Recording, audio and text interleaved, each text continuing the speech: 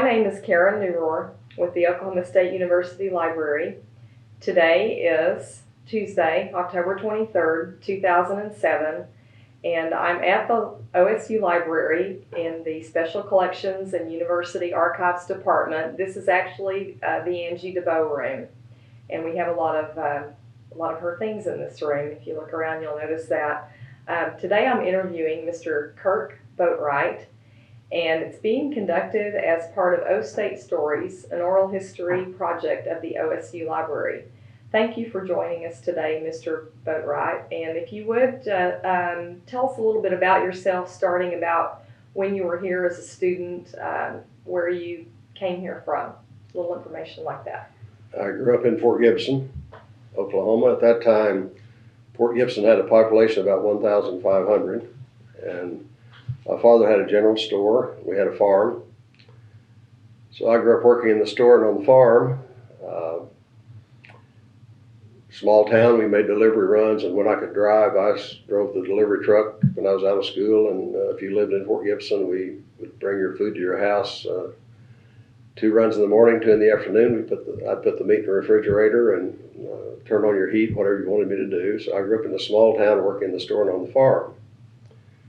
I went to school at Fort Gibson and studied hard, played baseball. In fact, natural ability in baseball. We played baseball from the time the sun came up to the time we could walk. And I came to OSU planning on playing baseball and being an engineer as well. In fact, in high school, I hit .457 in my senior year. And in those days, small towns in eastern Oklahoma, if you won the Northeastern State College baseball or basketball tournaments, you were state champions as far as we were concerned, and we won that year. So I brought 3 of my friends up when I came to enroll at Oklahoma State. Initial intent when I was about a sophomore in high school was to come to OSU, and at that time Oklahoma A&M. I graduated from high school in 1955, and since we had a farm, I was going to major in agriculture, but decided not to because I liked mathematics so well. And I'm not sure I knew what an engineer was. But with 3 of my friends, we came up one day for me to enroll, and at that time, you took examinations to determine your freshman courses, and I passed the examinations to take honors math and honors chemistry, and so I was supposed to take a combination of analytical geometry and calculus my first semester. And so I enrolled, and Raymond Girard was the registrar at the time, and I was assigned to M.R. Lohman, Pete Lohman later, who was Vice Dean of Engineering, who became Dean of Engineering while I was here. So I enrolled in those honors courses, got back to the small town of Fort Gibson, and I decided, no way can I take those honors courses and play baseball and be an engineer, because I'll be competing with students from Oklahoma City and Tulsa, and here I'm from this small town, and I just can't do that. So I came back to Stillwater the next day and talked to Dean Lohman and said, Dean Lohman, I just can't do this. I want to enroll in algebra and trigonometry and general chemistry, and I just don't want to take those honors courses. And so he called, this was in the old engineering building, and he called Raymond Girard, the registrar, and Mr. Girard said, well, he'll have to wait till the first week of school. And I'll never forget Vice Dean Lohman at the time, who became Dean Lohman, and a very fantastic person and friend of mine, in my opinion. And I'll never forget, he said, oh, hell, Raymond, let's let the boy do what he wants to. And so that day I changed all my enrollment. I'm not sure many other people got the chance to do that, and it turned out to be a big mistake. I should have started in the honors chemistry and math, because I was not aware as to how much the small town of Fort Gibson had prepared me in the schools. And by the way, my father was president of the school board there from before I started in the first grade until he died. And my sister and I were both out of school, and so he had a big impact on the school system. And but I was talented in math, and I should have taken those courses, but I did not. And I should have played baseball, but I did not. And I found that the students from the big high schools were not my academic competition here. My academic competition were the small town kids of primarily western Oklahoma wheat country, and we became friends. And so over the years, I started out working as hard as I could work, at Oklahoma State, at Oklahoma A&M at the time. My first class was engineering drawing. And it met on the fourth floor of the old engineering building at 10 to 12 on Monday, Wednesday, and Friday. So this was my first university class, and I got there early, and here was this man standing at the board, European in appearance, smoking a pipe with the typical professorial appearance, and I was scared to death.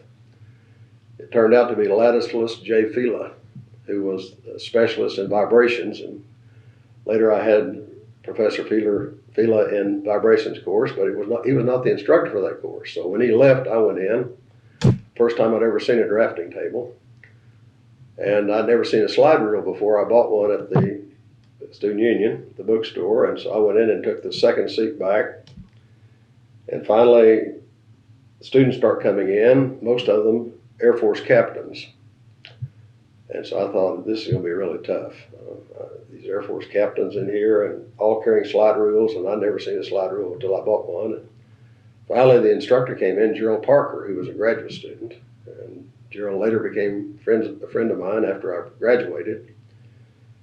And so I'd had mechanical drawing at Fort Gibson, and we had no drafting tables. We sat at a chair with our drawing board leaning against a table, and that's the way we did our drafting.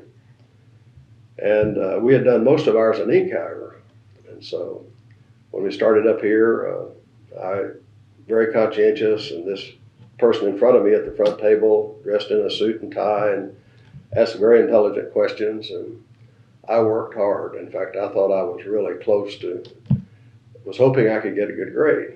And the last day of the class, Mr. Parker came in and he said, Kirk has the highest grade in the class.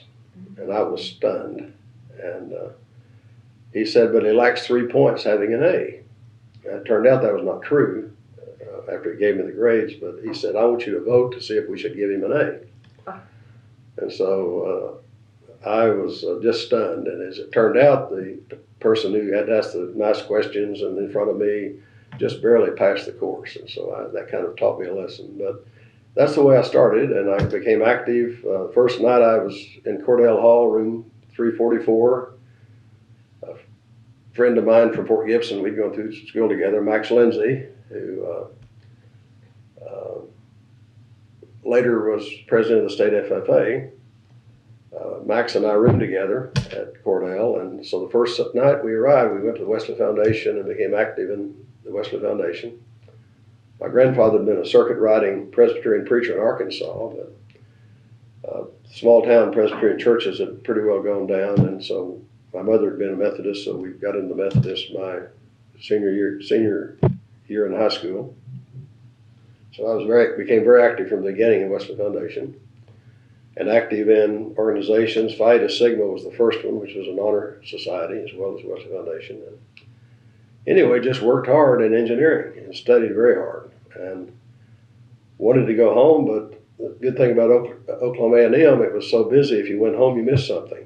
So I ended up staying up here most weekends, and but again, very anxious to get home. And became active in American Society of Mechanical Engineers, and then very active in the Wesley Foundation, and met many students on campus. And at that time, all men had to be in either Army or Air Force or OTC. And so we had to wear the uniforms every day we were in those classes and salute the cadet officers all over the campus and polish our shoes and shine our brass. And there were very commonly on Monday, Wednesday, I'd have classes all day long, so I had to wear my uniform all day long. And we'd have our military drills, and I just did my best in all that I did, and was surprised at the end of my sophomore year that I was named Outstanding Sophomore Army Military Cadet. And I didn't consider myself gung-ho. It was teaching me a lesson, I think, that I've taught to a lot of other people. Since I've been out as a professional, not so much now, but I did a lot of presentations to junior high schools and high schools, and also church groups. And I would say to these young people, two things I found. Number one, if you're honest in all you do, just honest in all you do. Don't try to mislead anyone, just be yourself and be honest. And secondly, and this was after I'd formed my two companies. I formed them in 1980, as well as had been at the administration at the University in Tahlequah. I said, when you do something, when you walk away from it, realize I've done the best I could possibly do. Don't get stressed out about it, just do the best you can do. And in my experience, you've outclassed 90% of your competition if you follow those two rules. And I still find that to be true. But then Tom Tate was president of the Student Senate, and we'd become friends through the Wesley Foundation. In fact, Tom was president of the Wesley Foundation when the new building was built. And he convinced me to run for junior class senator, and I did not want to be a politician at all. But I was very active in several university organizations. Why did that not interest you at first? I never thought of myself as a politician. Just I never expected to get an A in drawing. I never expected to be named the #1 sophomore Army ROTC cadet. I just did the best I could do and worked hard. I studied hard. Mm-hmm. And but I had a good time, was active in organizations and selectively. And by the way, I did pledge a fraternity because my first semester I made a 4-point. So I was recruited, and finally I was convinced to join a fraternity. In the spring semester, I moved in on Thursday, moved out on Sunday. I moved back into Cordell Hall. Fortunately, Mr. Rogers and Mrs. Rogers had not rented my room out, so I decided to stay an independent. But I ran for student senate and junior senator, and I won. Very narrow, I think by 9 votes, something like that. And at that time, you had the independent party and the intercollegiates, who were the fraternity and sororities. And I was close to both sides because of the Wesley Foundation. And so I became the junior senator, and Bill Oden was president of the Senate, and Bill later became a bishop of the Methodist Church. And so Bill and I were very close to the Wesley Foundation. Dean Stringer, who later and may still be an attorney in Oklahoma City, was president of the Student Association. And during that year, I'm not sure exactly what happened, but it was changed so that the president of the Student Association was also president of the Senate. I don't know what happened exactly. But Dean took over the presidency of the Senate, and as a result of that, when I was elected president of the Student Association the next year, then I also became president of the Student Senate. Don't recall exactly the combination that occurred, but the Senate was very active, and at that time there was no special mascot for Oklahoma A&M. So I was on the Student Senate. The last year it was OAMC. And it was obvious that Frank Eaton was the mascot. Pistol Pete was the mascot because Oklahoma State, Oklahoma A&M at that time, had the recognized best homecoming parade in the U.S. And I think that's probably still true. And with Frank Eaton, Pistol Pete from Perkins, he rode in the homecoming parades, and he rode on the stagecoach, and it was obvious he was going to be Pistol Pete. I had that decal all over my suitcase. Anyway, Student Senate was asked to select a mascot for the university, and at that time the college, and I was appointed chairman of that committee. And so we discussed all sorts of possibilities, and as I said, somewhere I have those original minutes, and I'll find them.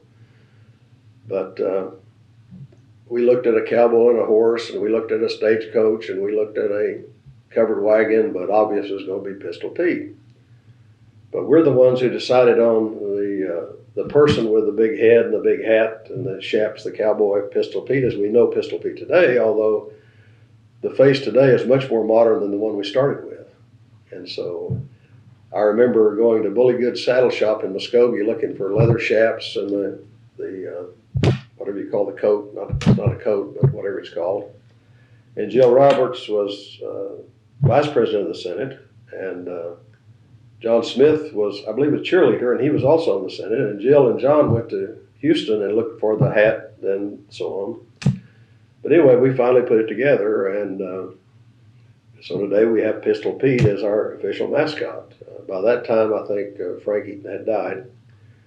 But I was not aware, and I'm not sure any of us were aware, that Pistol Pete won the shooting competition at Fort Gibson, where I grew up.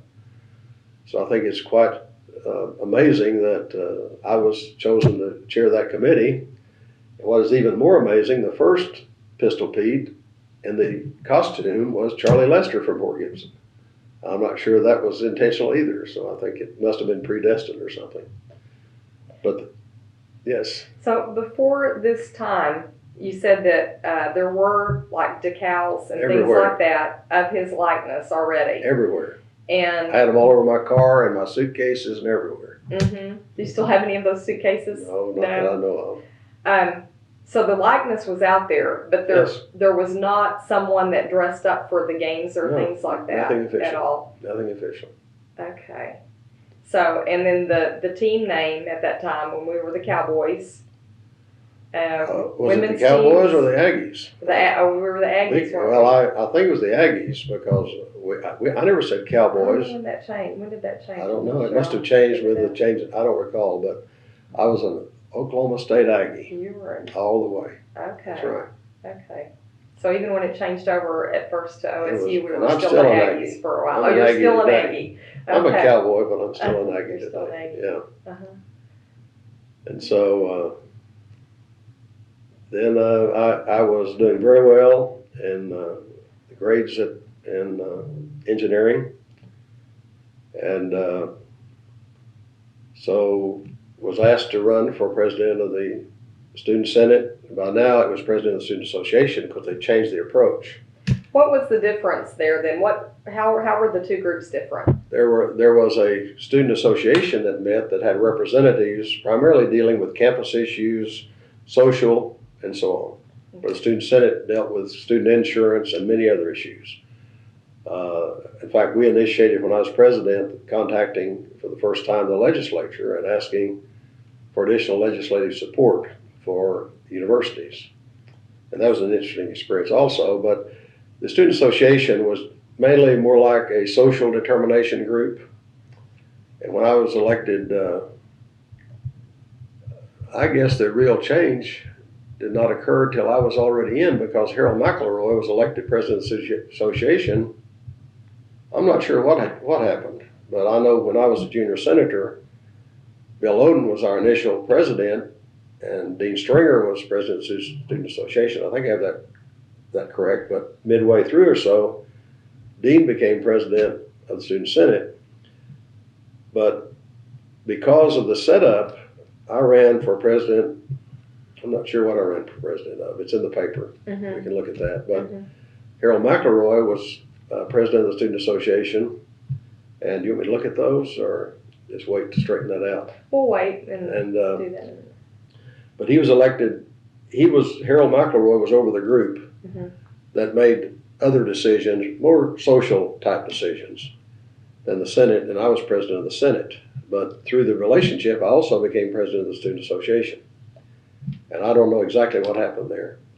But so you basically had two different groups and meetings with each group that you at that time were chairing. And the Senate was not so much interested in social activities on campus as such. I would say we were interested in the more complex situations. And so I was elected president of the Student Senate and president of the Student Association. And we can look at the O'Colly and see how that was. So how were did you campaign? How were the elections run? Well, you had the independent party and you had the intercollegiates, and independents selected their nominees. The intercollegiates selected their nominee.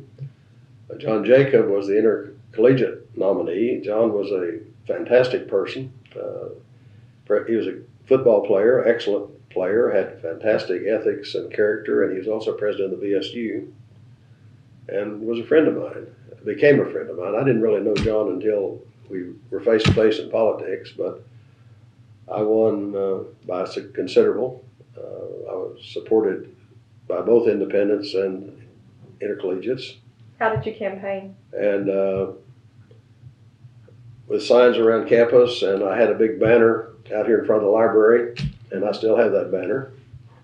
And you're welcome to that if you'd like. I want to go stay there. I'm going to get one of the signs out that you brought, and maybe have you hold that up. Yeah. Yeah. We had these all over the campus on the light poles and the telephone poles. And I really didn't talk very much. Mm-hmm. We would go around, they'd organize it so we could go to the various fraternities and sororities, John and I, and the other candidates for other offices. And but the main thing, I had a banner. Goodness, it was 20 feet long, 4 feet high out here in front of the library. And then we had the election, and the morning after the election, the fellows at Cordell Hall got it and put it across the front of Cordell Hall and locked me out of their room so I couldn't get to it. Oh. It was on the third floor. I have pictures of that also. Oh. And but there was no big deal. There was no feeling. We didn't feel adverse against one another. Whoever won, hey, you won. Mm-hmm. We're all together. This is by now.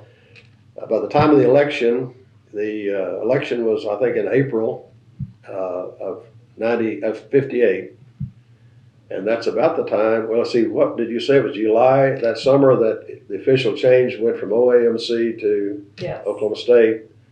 So I was on the Senate the last year of Oklahoma A&M College and was president of the student body and president of the student senate. The first time of the year was Oklahoma State. But the campaigning was no big deal. Mm-hmm. The fraternities and sororities participated with the independents and vice versa. And so anyway, I was elected president of the Senate. How long did the campaigning go on? Was it a week, 2 weeks? I don't recall. Okay. Probably 3 or 4 weeks we knew about it, no more than that. And how about voting? Where did that take place at? I don't even remember. You don't remember? I don't remember. Must have had a ballot box. And Yeah, there were ballot boxes. It was very well run. Mm-hmm. It was very well run. Mm-hmm. And always a fun time. Mm-hmm. And one of the Lee Gilstrap was the advisor to the Senate and had been for several years. And Mr. Gilstrap taught speech, and he had retired. He was a retired military man and had been at Oklahoma Military Academy at Claremore before he came to Oklahoma State, and he was fantastic. He was hilarious, and especially with some of the controversies we went through that year when I was president of the Senate. We went to made arrangements to go to Oklahoma City and visit with the state legislature. And according to the OOHRP, when I was not aware of this until I pulled out those old editions last night before I came, this had never been done before. This was a precedent-setting event when we went to the state legislature. Was it just OSU students who went? Yes. It was? Yes, and the names of those who participated are in the OOHRP. Mm-hmm. Let me get that. Okay. Because I was not aware of this until it said, Senate House hear Boatright speak for OSU. Oklahoma State University Student Senate made a first, quote, in the annals of student and state government when President Kirk Boatright spoke before both the Oklahoma Senate and House of Representatives Tuesday. And this was Thursday, April 30th, 1959, that this came out. Was that the first time you'd ever been to the Capitol? Oh, I'd been to the Capitol before, but Yeah. certainly never. In fact, I was not aware I was going to be speaking to the House and Senate. Oh, you didn't? Yeah. And we were just going to visit, and so the Speaker of the House invited me to speak. And so I stood up in front. I spoke to them for 5 minutes, and then Senator Everett Collins from Sapulpa was the President Pro Tem of the Senate, and he invited me to do the same. And so I spoke for about 5 minutes before each group. And this is when J. Howard Edmondson was governor. And even with the Democrats, there was considerable controversy there. And the Governor Edmondson was refusing to live in the governor's mansion and had an apartment downtown in his family. And this, by the way, this is in this OOHRP. I was not aware of that. And so Senator Collins, after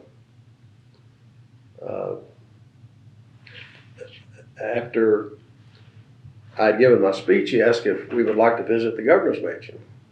And I said, well, Senator, I appreciate the invitation, but we're here to talk to our senators and representatives, and therefore, thank you, but we need to visit. That was the last that was said of it. The next day, Daily Oklahoman, OSU students turned away at gunpoint from Governor's Mansion. And so they were trying to get it at Governor Edmondson, and that upset me very much. And so I called the Daily Oklahoman, and several days later, about page 19, down in one corner they retracted that, but that was a real introduction for me into politics. My senior year, I lived out in town. Garland Phillips and I had grown up at Fort Gibson together. He is about 3 years older than I. And Garland had received a degree in mathematics from Northeastern at Tahlequah and worked for Douglas Aircraft in Tulsa, and he'd come back to Oklahoma State then to get a degree in aeronautical engineering. So Garland and I lived out together in an apartment in town, and we were seniors the same year. He was in aeronautical, I was in petroleum engineering, both under mechanical engineering. So our degrees were mechanical engineering. I had a job interview in Tulsa and got back about 8 o'clock that night. It was after dark, and Garland says, Kirk, Dean Patchen, the Dean of Women, is frantic calling for you. She wants you to come to Murray Hall immediately, as quickly as you can. And so Garland and I got in my car. We lived just to the east of the campus and headed to Murray Hall. And Oklahoma State had just made the Big 7 conference, the Big 8 conference. And we just won our first Big 8 championship, the wrestling championship. And students were demanding a walkout to celebrate that. Well, this was a real issue with the administration because every year when I was on the Senate, even prior to that, and then now I'm president of the Senate, there was one day, extra day put in the academic schedule for a holiday to celebrate an event. Well, obviously, we could not set that holiday until after we played OU in football, because if we won the OU football game, you better believe there's going to be no one in class the next day. In fact, I think it was that year, we were playing OU here in Stillwater, and Garland and I were sitting in the stands, and I think the score was 0-0 right near the end of the game. And OSU had just held OU 4 downs on like the 2-yard line. And Garland says, Kirk, you need to go talk to Dr. Wilhelm because we could win this game and tomorrow's going to be a walkout. Well, as it turned out, they punted out to the 35-yard line. I think it was Tommy McDonald, either the punt or the next play, ran it in for a touchdown, and I think we lost 7-0, something like that. But we would try to change that because we had to set the date a month in advance. The day we're going to celebrate this special day had to be set a month in advance. And I told Dr. Wilhelm, who was the president and a fantastic person, and you're going to see I came to appreciate him even more. But I remember he came to the Senate and he said, we cannot do this without letting people know we're going to take this holiday, because can you imagine all the researchers that have eggs that are going to hatch on that day, and if we take a holiday and those eggs hatch, we messed up all their research. I probably heard Dr. Wilhelm tell that story 5 times. But anyway, so they wouldn't let us set it in advance, and so this was the issue. When we got over to Murray Hall, there was a car turned upside down in the streets. This article in the Ocala says there were a few hundred students there. There were at least 1,000 students there. The fountain between Murray and Stout was on fire. They were throwing gasoline in the fountain. Girls were throwing items out of the second and third floor, top floor windows of both Stout Hall and Murray Hall. What kind of items? Undergarments? Undergarments, the screens off the windows, and Dean Patchen was there by herself, the Dean of Women, in her nightgown, a pink nightgown, and she was frantic. And so I came in and she said, Kirk, I've hardly been able to wait till you get here. What are we going to do? The police were there, but they couldn't handle it. And I said, let me call the Dean of Men. And I called him and told him what was happening. He says, we'll take care of it tomorrow. I said, sir, this is critical, and Dean Patchen needs help. We'll take care of it tomorrow. And so I talked to Dean Patchen, and I said, I will call a meeting of the Student Senate.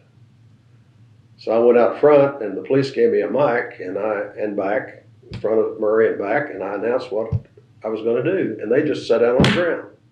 It all just shut down just like that. They sat down on the ground. So we called each of the senators and we all met in Murray Hall.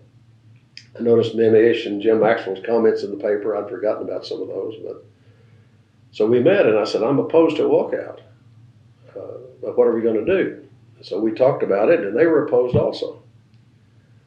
And by now it's midnight. And so by the time we got everyone together, and so I said, let me call the Dean of Student Affairs again. I called him. I said, sir, something has to be done. We'll take care of it tomorrow. So the Senate voted for a walkout. And you can read about it in Neil Colley. And so when I announced to the students, they went home. Well, the next day was like a party on campus. Members of the band were walking through the classroom building, playing their trombones and their trumpets, and kids in class were coming out to follow them down the halls. Most of the faculty just fell right in with it. And I remember standing and I noticed there are others who did the same thing, but I stood at that time there was a patio balcony behind the university center. And there was a dance area back there in the open before they extended the student union to the east. And I felt like a dictator standing talking to the crowd up there, and got applause and all of this. And it was very well ordered and no problems whatsoever that day. But what I forgot to tell you, after the Senate vote, and I announced it to the students and they went home, I called Dr. Wilhelm, the president, at his home. I said, Dr. Wilhelm, this is Kirk. I think I need to talk to you. What time of the It must have been 3 in the morning, 2 or 3 in the morning. So he said, come right on over. So I went over. Where did he live? Over in that direction. The president's home somewhere over there, I don't recall. Mm-hmm. He came down, big man, came down in his robe, and I told him what had happened and what we had to do. And he said, well, you have your job to do and I have my job to do. So I have no idea what's the consequences of this are going to be, but he was a very nice person.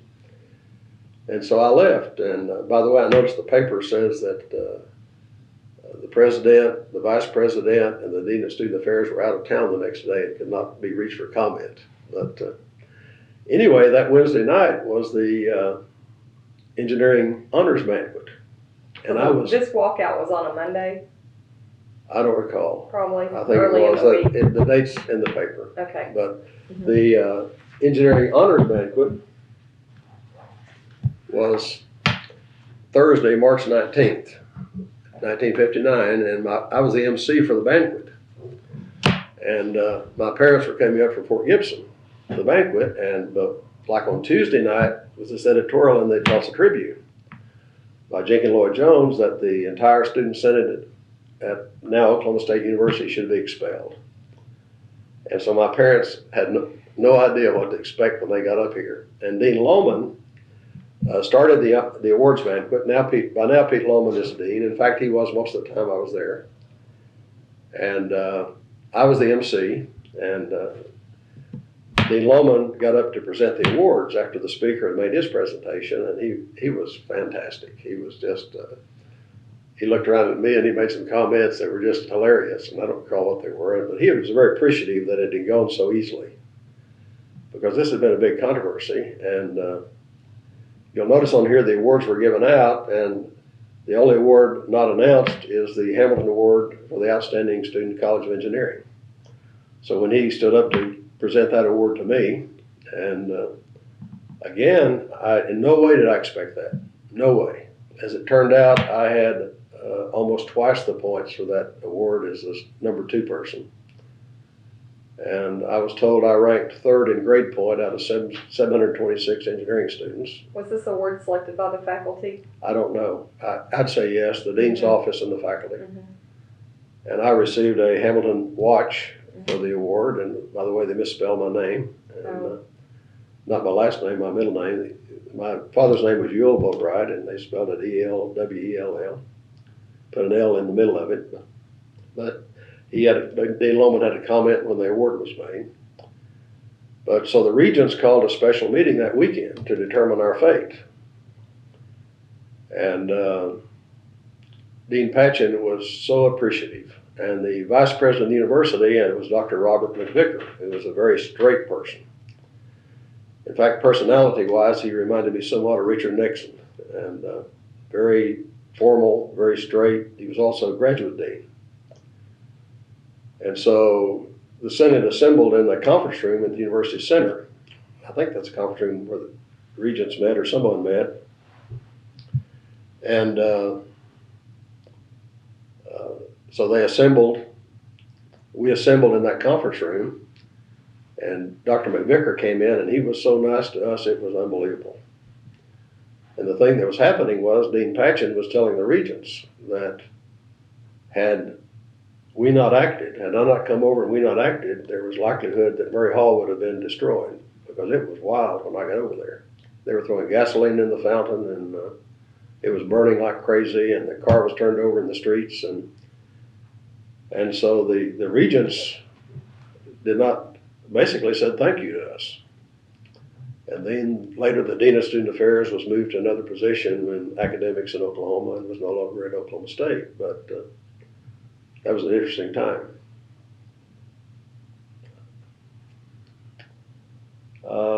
So I was, there was tremendous demand for engineers at the time. We were getting a dozen job offers, each graduate. And I'd selected to go to work for Phillips Petroleum in West Texas as a field engineer. And about 6 weeks before I graduated, one of the professors came and said, Kirk, Pan American has offered you a fellowship for your master's in mechanical engineering. And I said, hey, because that's just a check, that's not a student assistantship. And so I called Phillips and told him the situation, and I said, okay, I think I can finish about 15 months, so it's okay if I call you next year. And they said yes. So I'd already taken 2 graduate courses my last semester because I had extra open hours, and so I got my master's in mechanical engineering in that summer the next year, and so I finished the summer of, into the summer of 1960. And James Boggs was head of mechanical engineering before he became academic vice president, and his secretary was Mildred Avery. Ms. Avery took care of us students, and so she was typing my thesis. And How do you mean she took care of you? She stood between us and the administration, as you're going to see. And I came in one day and she said, well, Dr. Boggs has complained at me for typing your thesis, and I told him to be quiet, get back in his office, and leave the students alone. So she was a fantastic person. So I got my master's, and I called Phyllis back, and I said, I'm ready to come to work for you. And they said, we have you a job for you in the research lab in Barnesville. I said, I don't want to be a research engineer, I want to be a field engineer, but you have a master's degree. I said, that doesn't matter, I want to go to the field. But you have a master's degree. I said, send me to the field for 3 years, let me be a field engineer, pay me a BS salary, and then I'll go to the research lab. And they would not do it. So I was overeducated. Mm-hmm. So I went with Exxon because they sent me to the field, and that's the story. And I tried to stay up with OSU. When you were a student here, an undergraduate student, did you go home in the summertime? Did you take classes in the summertime? I worked on the farm usually, but that first semester, it was to my benefit to take some courses. So that first summer, I went to Northeastern at Tahlequah and took 3 courses, and then worked in my dad's store and on the farm on the side. Second summer, I went to summer school, and I'm not sure what I did. Between my junior and senior year, I was a roustabout in West Texas oil fields for City Service Company out of Vernon, Texas, because I was awarded a City Service scholarship both my junior and senior years. And then I went to work for Pan American in the summer, which later became Amoco. And I did not go to summer school that first summer after my master's, after my BS. I worked in Tulsa in Pan American Research Laboratory at 41st and Yale. I'd forgotten about that. Mm-hmm. And then I came back and got my master's, and then I went to work for Exxon. Were your summer experiences required? I mean, was there internships ship or No. anything like that that was required for your No, studies? but what I do now as a consulting engineer worldwide in the oil business, one of my best experiences was a roustabout in West Texas oil fields. So when I was at the University of Tahlequah, and I could tell you the story that led to that, but I set up a degree in engineering physics.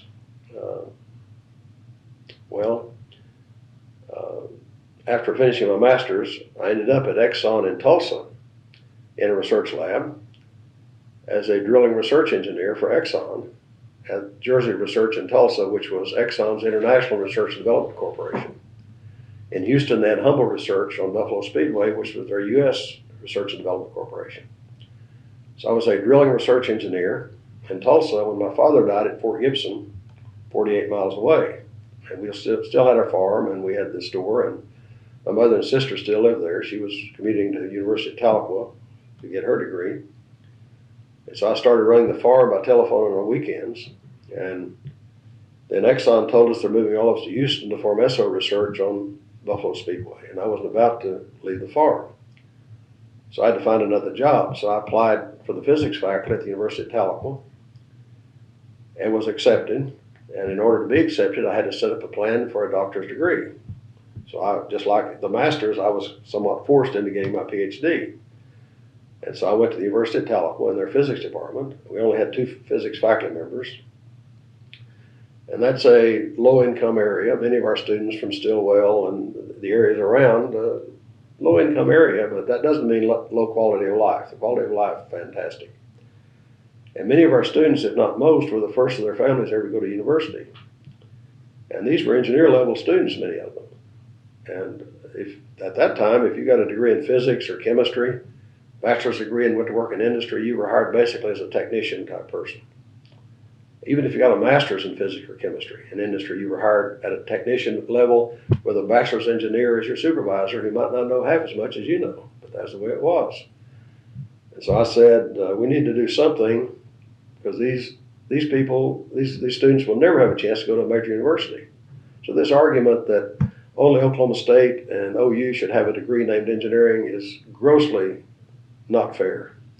Because these students could never have come to Oklahoma State or OSU. So E.T. Dunlap was the chancellor, and so I put together a program called engineering physics. We could never have a degree in mechanical or electrical. We were too small. So I decided if we can give these students a strong basis of mathematics and engineering, they can compete anywhere. So we applied for a degree in engineering physics with the state regents, and they said no. No public university except Oklahoma State or OSU will have a degree with the name engineering in it. You can call it applied physics. And I said, no, we will not do that. That implies technician. So I used politics and got the degree in engineering physics.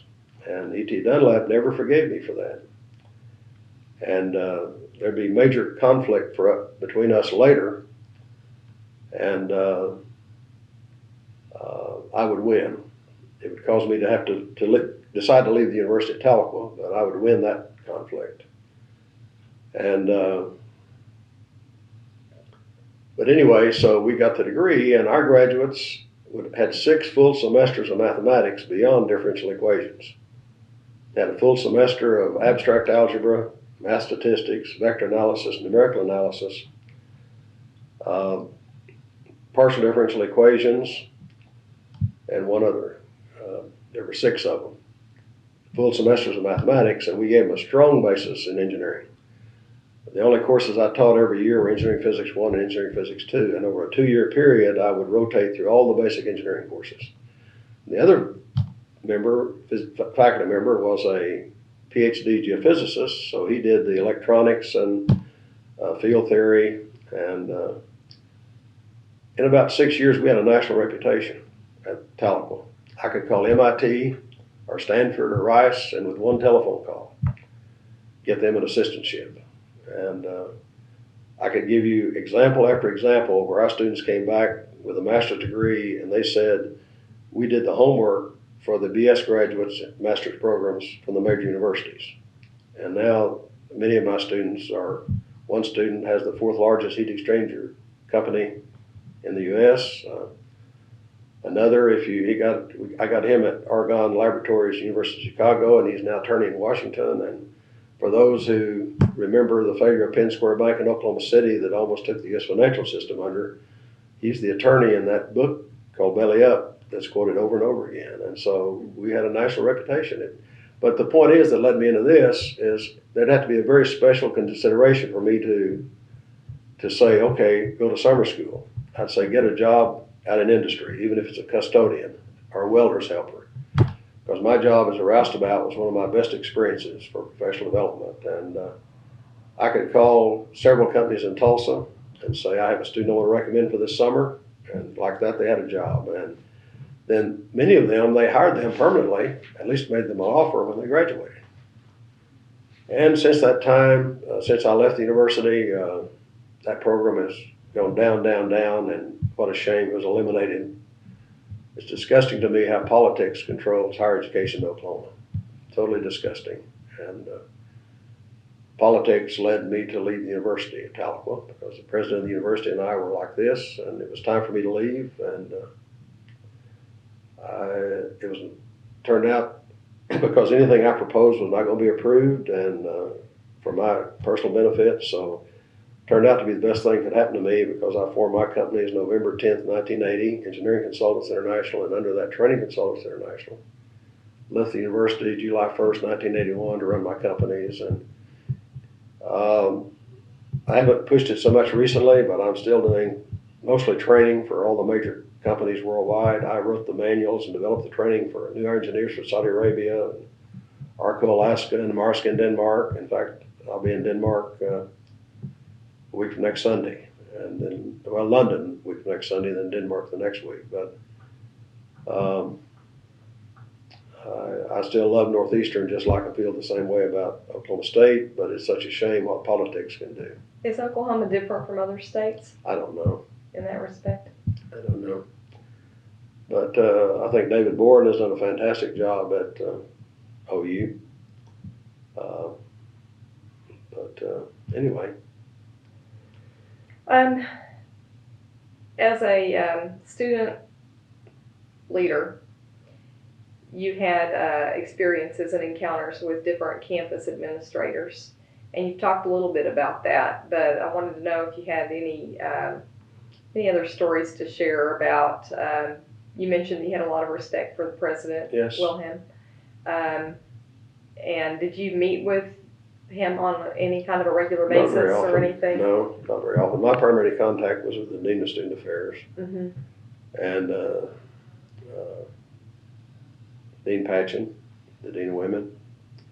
Have any other stories Well, about her? No, she was just very conscientious in what she did, Mhm. and she was just in panic that night when I got over there. Very high regards for the heads of various engineering departments. They're the ones I work with primarily. Bob Comm and I became real friends. Met him first through the Weston Foundation, but then I think he was president when I got my master's by that time. But I had no problems. Dr. McVicker was very distant, and he didn't. I think he went from here to Oregon State as the president of the university there. I'm not sure, but I don't have any disrespect for him. That was just his personality, and he was always professional with me. What kind of what was your leadership style? What would you say was your It's leadership like we're talking style? right here, I think. I was on the physics faculty at the university at Tahlequah, set up the degree in engineering physics.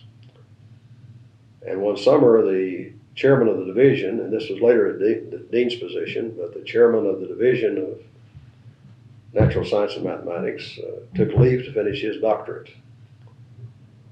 And I was an instructor to be classified as a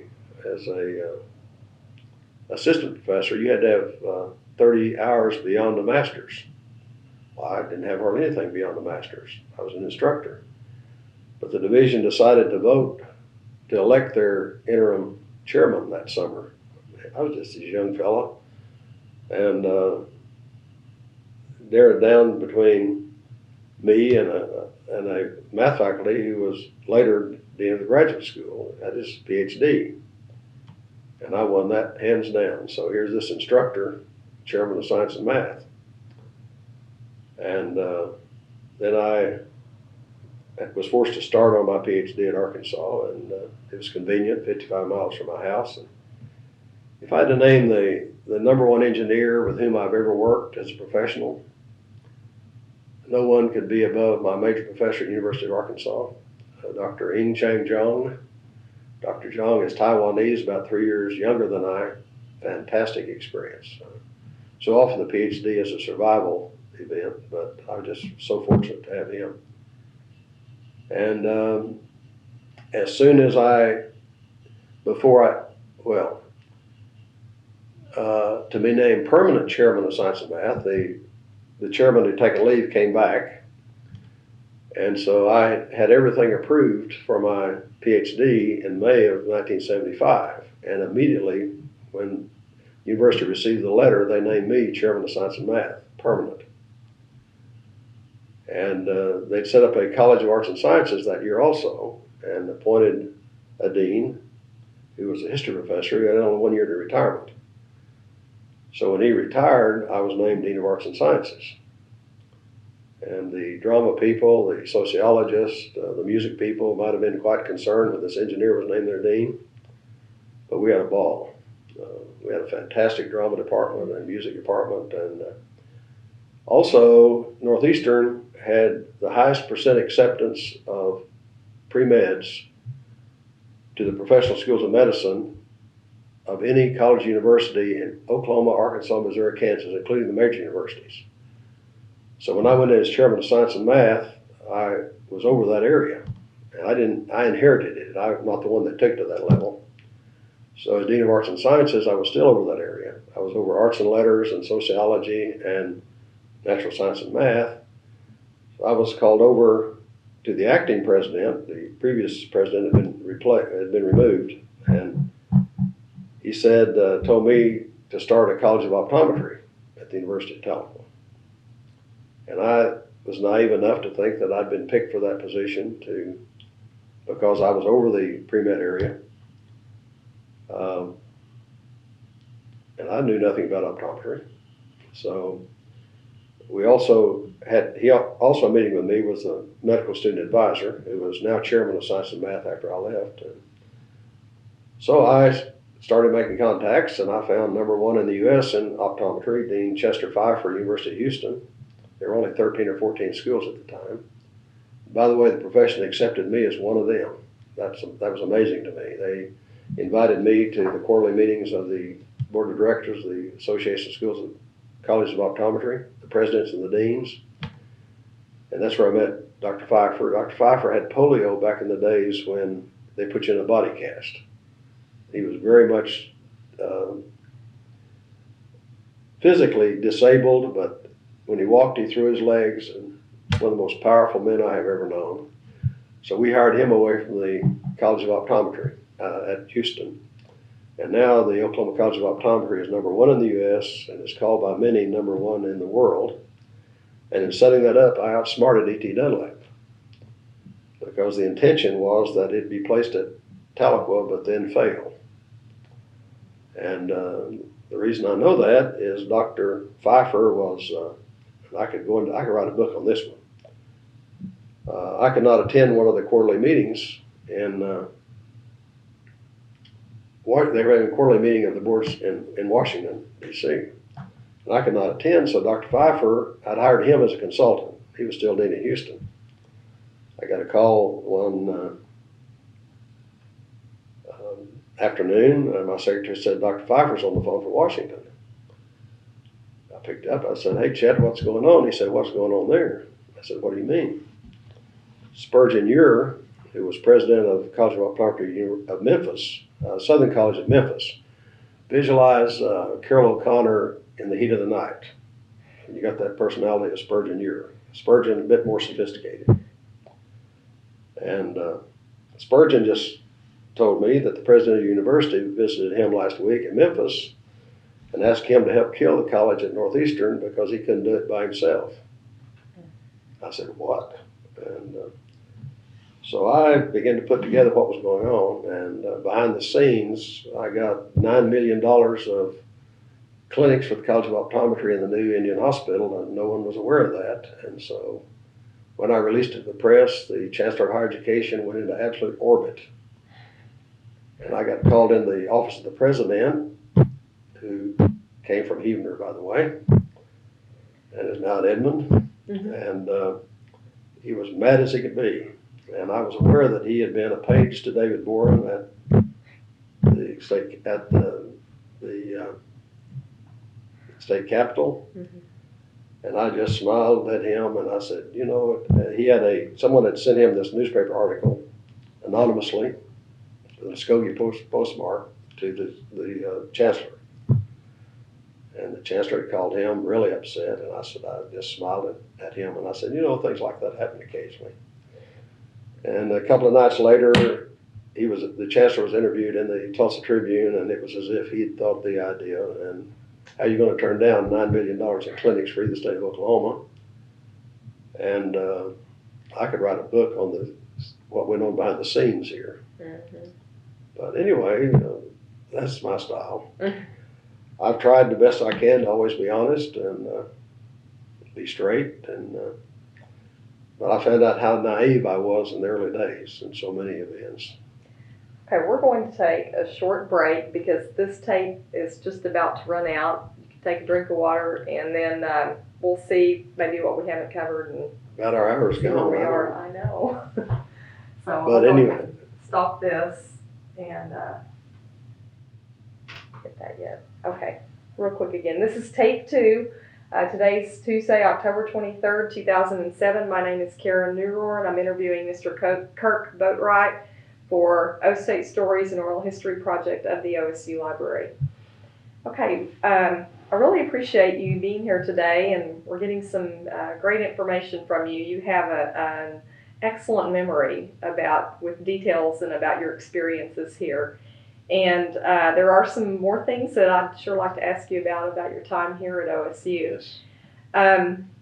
One of the things I wanted to get back to is the Pistol Pete in a little more detail about that. And you all had gone through the process of selecting him as the official mascot, and back to the stories about looking for the outfit and what that was like. So could you talk about that a little bit more? We decided what we wanted and laid out the basic plan, but I think I really mentioned just about all the details that I remember. I'm sorry, go ahead. I remember going to Bully Good Saddle Shop in Muskogee, which was the area leather place for cowboys, and looking at chaps and other paraphernalia for Pistol Pete. And Jill Roberts and John Smith, as I recall, went to Houston looking for similar apparel, but I think it's from Houston that they checked and found the big head and the big hat for the initial Pistol Pete. And of course, the facial appearance has changed considerably since that original. Mm-hmm. But that's about all I remember about it. Mm-hmm. What about the holster and guns? Anything? No, I don't remember anything about that at all. Mm-hmm.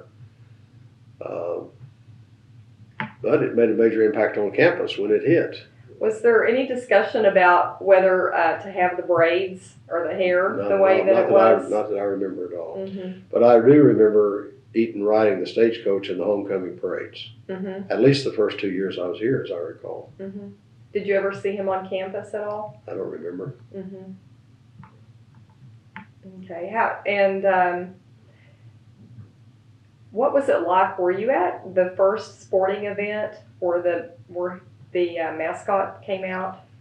I'm sure I was, but I don't remember. Okay. The thing I remember most about sporting events was Hank Iba. Of course, the arena was small, and so we had odd and even tickets to go to basketball games, and my seats were right up behind Coach Iba. And by the end of every game, he had no more voice left. Oh. And there always was that way. Eddie Sutton was a year ahead of me, so Eddie was here when I was here. But I think one of the things I remember most is the something, at the beginning of football games, the Oklahoma Aggie band, the most colorful band in all the land. And when I arrived, John Rusko was the drum major. And John was from Stillwater and had on the big hat. And it gave the whole crowd cold chills because when he came down the field, he could touch the ground with the back of his head. Mm-hmm. And he was graceful as he did it. And in fact, I'd like to find a film of John coming out. They tried to repeat that after he graduated, but they were never able to get back to the John Rusko because it's difficult to be graceful coming down the field, leaning over so far backwards as he did. But they came out and they did the Star Spangled Banners, but I remember that, the Oklahoma Aggie band, the most colorful band in all the land, and here they came out on the field. And I was looking right down the field in my room, 344 Cordell Hall. And by the way, this morning I had breakfast in Fort Gibson at my wife's restaurant. We're trying to bring back old downtown with Arlie Perry. And Arlie and Butto came to OSU, and Arlie was in the same room I was in, 344 Cordell Hall. So, and by the way, Butto has a Ford Mustang that's OSU orange. Oh. So we're big time Oklahoma State.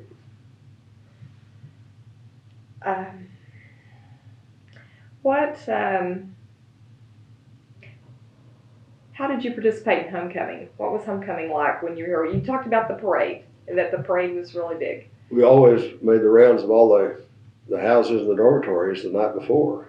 Because of the decorations that were, all the fraternities, all the sororities, all the dormitories had fantastic displays out front, and the lighting and so on. And so the night before, that was a 3 or 4 hour event, just walking around the campus. Was it called, did it have a name, walk around like it does now? No, not that I remember, mm-hmm. But it was big time, and it was an exciting time. Mm-hmm. And were there mostly students walking around and looking at things, or did alumni come back for that? I'm sure there were a lot of alumni here also. Mm-hmm.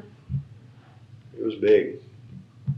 What about any other campus traditions that were occurring while you were here? Any Theta Pond stories? Oh, big time Theta Pond stories, and primarily with honorary fraternities. I played Pi Tau Sigma, which was the mechanical engineering honorary fraternity, and we had to build these gears that we held on our arm like shields, similar to the big one you see behind the old engineering building that you spin. And we were given names, and we were in this role all week long. And every time we went to the engineering building, we had to hold up our shield and spin it and spin the big wheel. And my name was Float My Boat Right. So I'm sorry, pledge, Float My Boat Right says have a good day. And that was a real experience also, because all week long we'd meet at Theta Pond, and the members would come up, and we had to spin these wheels for, I think, 2 minutes or something. So we had to build our own wheels on ball bearings, and we'd spent the whole weekend building these wheels. And the first day, this fella comes up and breaks mine off the bearings, and so I'm ready to go after him, and I'm not aware of why they're trying to make us mad. But then on Friday night, I believe it's Friday night, maybe Saturday night, we had to feed them a dinner, all the members and their wives dinner at a restaurant, and we had to be the ushers and serve the dinner. Then we had to go to the engineering building, to the drafting rooms on the 4th floor of the old engineering building, and take an examination. So we had to pass this engineering examination before they would be accepted as members. And we were already exhausted because what we've been through all week long, and tearing our wheels off our bearings, and having to spin the wheels and go through all that we'd gone through, and meet every day at Theta Pond. And so this exam was very difficult, like a 2-hour examination. So about midnight we finished the exams, and they blindfolded us and took us to these rooms throughout the engineering building and set us on a big stool. And sat on this stool blindfolded with your wheel on your arm for about an hour, and then finally someone came in and said, Kirk, you failed the examination. You're the only one who failed. This has never happened before. we don't know what we're going to do. And so we're trying to figure out some way, because we hate to, after all you've been through this week, hate to not let you in the organization. And so I have to go back. We're having a meeting, and they left. About an hour later, someone would come back and say, we're doing our best. But then finally, an hour later, like by now it's 3 in the morning or 3:30 in the morning, they'd come back and said, we've called some faculty members and the dean to come up and give you a verbal exam. So we'll come back and get you shortly. So finally they came up, still blindfolded, walked you down the hall, walked you in this door. You heard the door open, and they stood, you had a broomstick laying down there, and put that broomstick in the middle of your shoes. You're standing on this broomstick on your shoes, and you've had this blindfold on all the time, and you're aware there's a light here. So they pull your blindfold off, and here's a spotlight right in your eyes. Well, the first one to start questioning me was obviously Dean Lohman, the Dean of Engineering. So they told me these people have gone to really put themselves out, because you're the only one they're having to do this with. And they've gotten up in the middle of the night to come down here and see if they can be considerate of you. And so they ask you these questions, and then they blindfold you again, take you back up, sit you on the stool. And about an hour later, I began to figure out what was going on, because I heard Bill Livesey, another pledge, tell this member what he thought about him. That, you know, you can take this and shove it. I'm not putting up with any more of this. And I realized finally they were doing this to all of us. I began to figure it out finally. Then we heard all this noise. I heard all this noise downstairs, this yelling and screaming, and I didn't know what was going on. It went on and on and on for like 30, 40 minutes. Finally, they came and got me, and took me in this room, told me to duck walk across the room. They took the blindfolds off of me, and here were these members all lined up yelling and screaming at me. Duck walk, sorry, pledge, duck walk, sorry, pledge. When you got to the end, they congratulated you for making it through the week. But then they gave you 3 shots with a paddle. You could hit 3 members 1 time each, or 1 member 3 times each. And any member who did not make somebody mad enough to hit them, he got hit by the whole bunch. So that's why they were trying to make us so mad all week long. And I picked one person to do all 3 of mine. Then when I pledged Sigma Tau, the General Engineering Honor Fraternity, our pyramid is in front of the old, where are we? Pyramid is in front of the old engineering building. And that was also Agriculture Week. And so every night the ag students would cover our pyramid with manure. And so the next morning, pledges had to go out and clean the pyramid of manure. So we painted one of their bulls green and shaved Sigma Tau on its side. So anyway, yeah, we had some fun times. But I was very much involved in the Wesley Foundation, and Wesley Foundation was very active, and so was the BSU. And good time on campus. We had good times. Mm-hmm.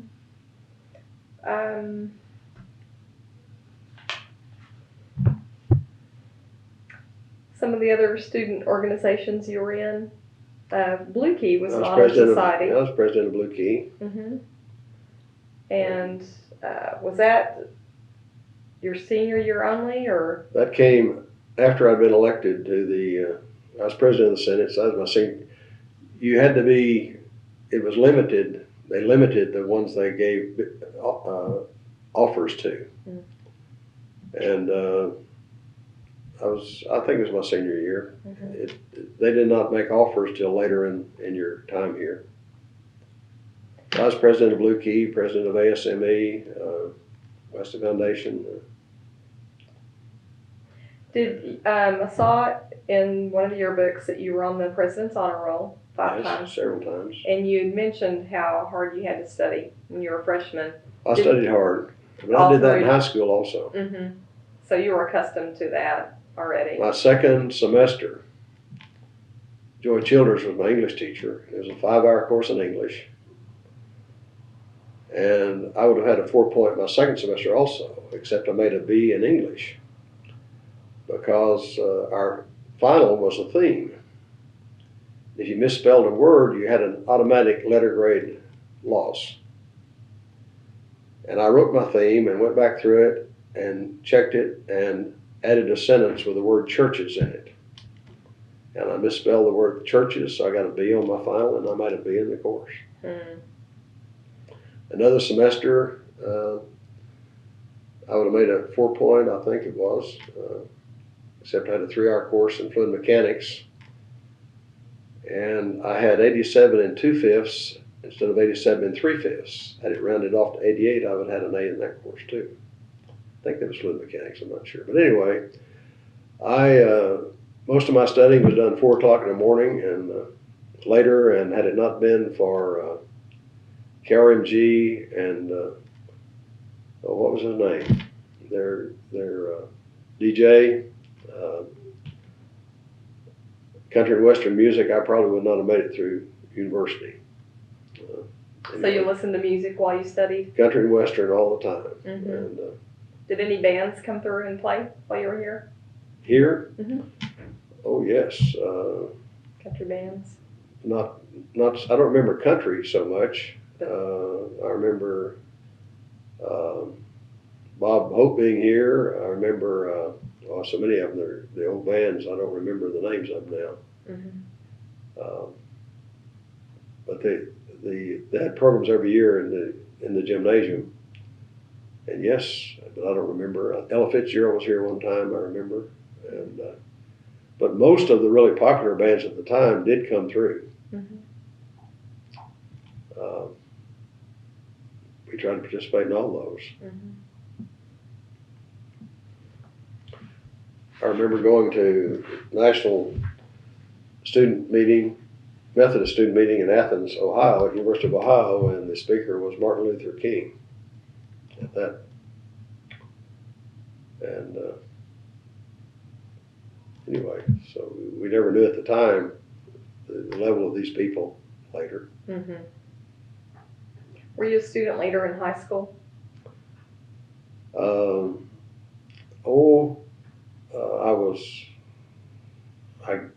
I was valedictorian. My sister was valedictorian. Mm-hmm. I played baseball. We didn't look at, president of the class was almost like a brother to me. He and his brother and I, we woke one another up from the time we could walk in the mornings. So one of us would be at the other's houses, and he was elected in the 7th grade as our president, so we elected him president all the way through. And later at the university, when I was Dean of Arts and Sciences, Fort Gibson had a fantastic school when I went through. I came up here and I was really not challenged. I worked hard, but I made good grades, and it was because of Fort Gibson schools. Bill Stone was my math teacher, and Emmett Wheat was physics teacher, algebra teacher. Algebra in 8th grade. He was also our choir director. And when I was at the university, I was their dean.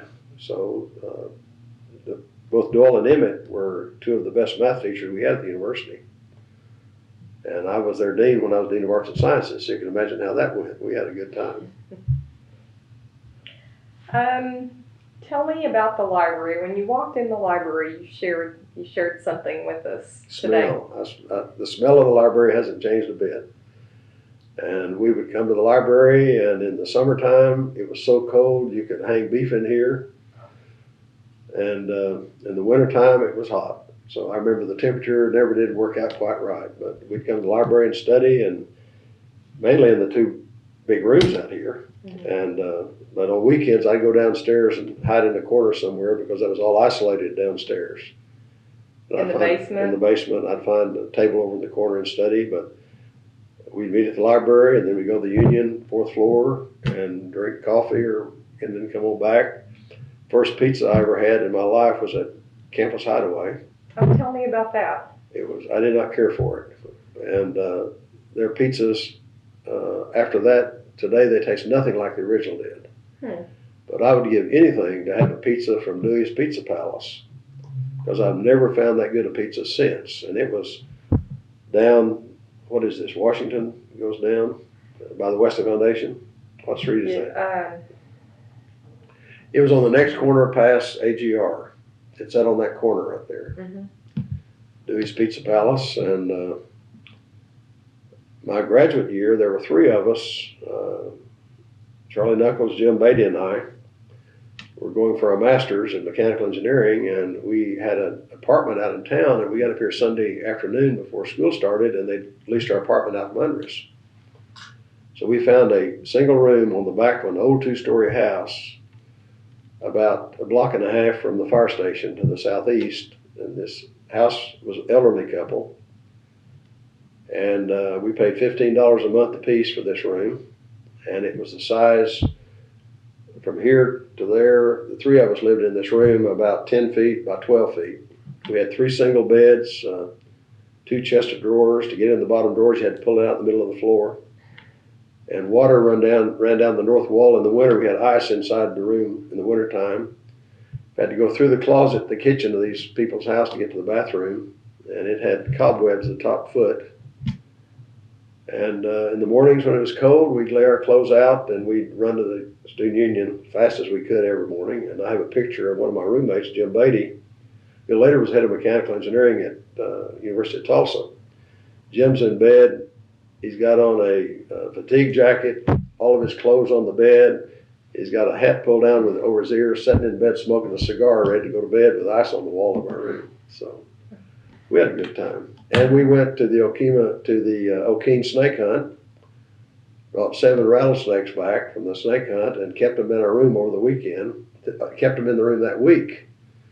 And I told the guys, I'm not about to sleep in this room. So we put each of them in a gunny sack and tied it up. So we had 7 snakes in our room in that gunny sack. One of them was about 6 feet long. You come into the room and kick the cage and they'd make a noise so you couldn't carry on a conversation.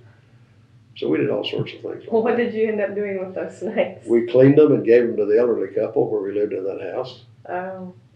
So anyway. So was Dewey's Pizza here before Hideaway? Or were they here about the same time? They were, I think, right after Dewey's Pizza Palace. If I ever taste pizza like that again, I'll know it. Mm-hmm. We had another story this weekend. Someone remembered Hideaway, and they had never had pizza before, and they shared a memory about that experience and how they didn't really care for it. It was okay, but it wasn't at all what we think of today as pizza. Mm-hmm. It was more bland than today. What about other restaurants in Stillwater? I remember the restaurants, I don't remember the name. Cliffs, was there Cliffs? I think down south Stillwater on the right, steakhouse. And right downtown was I think a yellow brick restaurant we went to a lot by the old Aggie Theater. Was it the Aggie Theater on the corner, or was it in the middle of the Leachman was on the corner and Aggie was in the middle of the street? And it was right across from the Aggie, I think. Did you go to movies much when you were in Yes. school? Mm-hmm. One I remember, the only one I remember was Picnic with Kim Novak. I remember that. We went to that on during Finals Week. I lived on the 3rd floor of Cordell Hall. 2 doors down the hall from us were Billy, Tom Stewart, and Dexter Bellis from Shawnee. They were majoring in agriculture, and they came every Sunday night. They'd come back from Shawnee, and all those guys would go to the movie, and they'd leave on Friday night. And Billy Tom had a spittoon by his bed, and then he had a radio in his room that had a sign on it, "If you don't like country music, keep your damn hands off of this radio." So anyway, but we had a good time, and I've got a picture. I found the picture of several of them. I think Dexter's in that. Standing out in front of Cordell when they put the sign, the banner after I'd won the presidency up on the front of Cordell Hall. We had a really good time. Mm-hmm. And Mr. and Ms. Rogers were our house parents of Cordell, and they were just fantastic. He told me, he said, "I saved this room for you when you pledged that fraternity because I figured you're going to be back." Oh. So when I went back Sunday morning, he said, "Mr. Rogers, I need to come back to this place." Mm-hmm. Where did they live? They lived there in the dorm. Mm-hmm. On the first floor? Right off where the mailboxes were, as I remember. Mm-hmm. So they had a good relationship with all the students big there. time. They were like parents. Mm-hmm. And then later, the next summer, and I think the next year, my roommate was Jerry Moore from Claremore. And he worked down the cafeteria, and I think he made 55 cents an hour. working down in the cafeteria. Was the food good at Cordell? Yes, it was good. I assure you, they bought a surplus of Brussels sprouts and mixed vegetables from somewhere. 4 of us went to MIT representing Pi Tau Sigma, the mechanical engineering fraternity. Gilbert Whitlow, Scott, and I don't remember the other's name, but we drove from here to Boston. And I remember taking a taxi in Boston to a meeting at MIT, and the cab driver asked us if we came out of Oklahoma by stagecoach. And he was dead serious about it. Mm-hmm. So, anyway, we probably told him yes. I also, when we got back on campus, I was eating down in the Cordell cafeteria, and I said, someone asked me about our trip. I said, we saw more pretty girls driving back on campus than we saw the whole week at Boston. And there were 2 guys at the table from Boston, and I didn't know. Oh. And that went over big time with them, I can assure you. But anyway. I guess most of the students were probably from Oklahoma. Yes, most were. International students here? Several international, one from Turkey, the Turk, mm-hmm.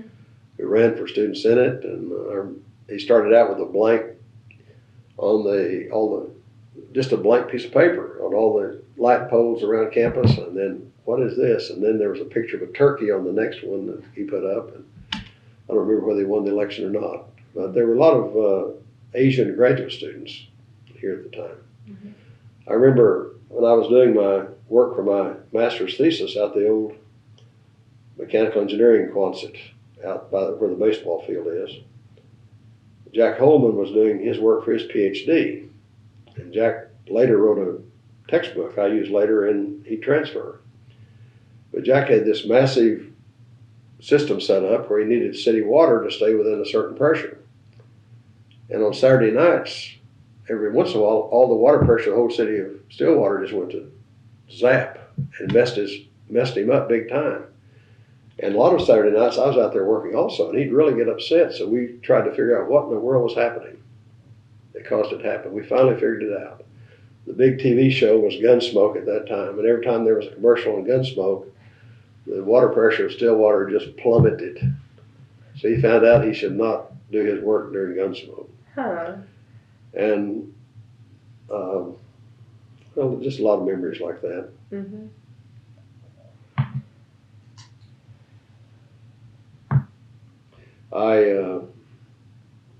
Back in the nostalgia big time, I graduated in Fort Gibson. Our high school was the WPA building, built in 1939, 1940, and it was sold at auction in 1970 when Fort Gibson built this fantastic new complex. And after 1970, it was just cannibalized. When it was sold, it had a new maple gymnasium floor in it. It was in good shape. One of the first things they did was knock a hole in the wall of the gymnasium through this beautiful sandstone and drove trucks in on that floor and built storage buildings. And by 1997, 96, 97, it had 4 different owners. They just cannibalized it. The windows were falling out. There were old cars out front. The roof was collapsing. And the city was going to condemn it. And I just couldn't stand for that to happen. And so a girl I'd gone all the way through high school with was on the town council. So I started to ask her about it. And I started trying to negotiate to buy it. And she was trying to delay the city condemnation of it because they've just bulldozed this down. This is a 20,000 square foot building. The walls are 17-inch hand-cut sandstone, not a crack in it. And the owner would not let me go in. So I ended up buying it sight unseen inside. But I could see the holes in the roof that the rafters appeared to be in good shape. And these are 2x6 furniture grade pine from the 1930s, not a knot in them.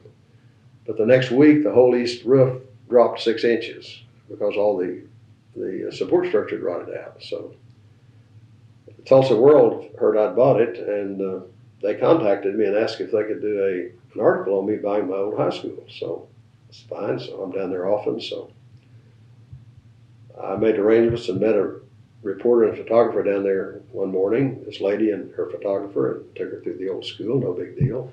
2 days later, front page, the second section, Tulsa World, local section, 2/3 with the old Fort Gibson High School, with a colored picture across the top showing the roof collapsing, holes in the roof, windows falling out, the old cars. Womble Company, which has Pella windows in Oklahoma, read about that and contacted me and asked if we could work a deal for them to duplicate the original windows. So I gave them pictures of all the original windows. It has all new support structure in it, an all new roof on it. Gymnasium roof had collapsed, and all that was left was I've got pictures of all this, these steel girders. So the gym roof is all redone as it was originally with natural finish yellow pine. It's beautiful. And it has all new Pella windows, custom built to the originals, wooden thermal pane. There's like 100 windows, 2.5 feet wide, 7 or 8 feet high, some curved at the top. And I got a company out of Broken Arrow to redo all the plaster inside, and new concrete floor with plumbing stubbed out, put hardwood back on top of the concrete. But my plan is to donate it back to the city for younger youth and community and adult programs. And but I will not let politics control it.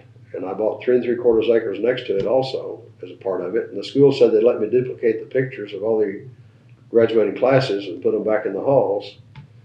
But Alan Greenspan changed my plan when he killed the stock market in 1999 and 2000. I blame him for most of what happened to our economy, and I was doing that all out of my retirement. So it's been kind of delayed, but at least it's in the dry and it's in the process. And also I bought the old drugstore back, corner drugstore, which was right across from my dad's general store. And when Dad first came to Fort Gibson from Arkansas, his brother had the general store and he had the drugstore. My dad did. My mother was teaching English at Sand Springs, and her closest friend was the president's secretary at Northeastern. And Dad was dating, Dad's best friend was Lawrence Owens, and Beulah May, mother's friend, was dating Lawrence. And they stopped in the drugstore one day for them to get something to drink. That's where my dad met my mother, and so I bought the old drugstore back, and we're going to take it back to the original. These are Indian Territory buildings. Mm-hmm.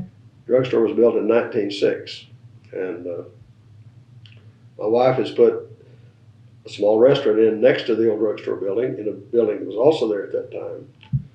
And we live 24 miles from there. She gets up at 4:30 every morning and drives down and opens by 6. And when I'm not traveling with my company, I'm traveling about 25 weeks a year now, and doing training and consulting in the oil business. And I'm down there by 6:15 to have coffee with the guys and solve world problems, as we did this morning at 6:15.